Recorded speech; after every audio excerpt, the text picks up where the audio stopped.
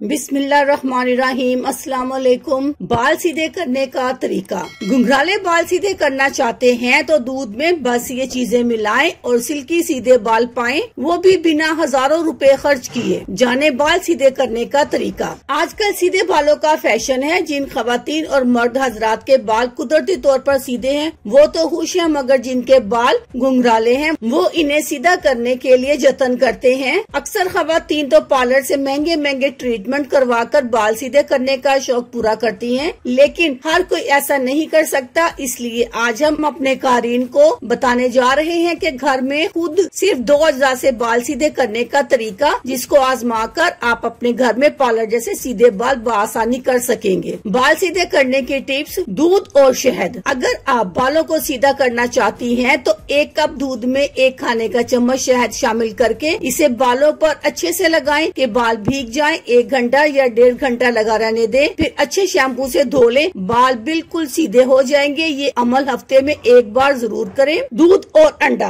2 cup दूध में 1 अंडा शामिल करके अच्छी तरह फेंट लें, फिर 10 मिनट तक इस अमेजे में अपने पूरे बाल भिगो कर रखें। इसके बाद बालों को प्लास्टिक कवर या प्लास्टिक कैप से लपेट लें, फिर आधे घंटे के बाद धो लें। बाल सीधे और नरमो मुलायम हो जाएंगे। इन दोनों टिप्स में से आप कोई भी एक इस्तेमाल कर सकते हैं, लेकिन जो भी इस्तेमाल करें हफ्ते में 1 बार जरूर इस्तेमाल करें। अल्लाह हाफिज। शुक्रिया।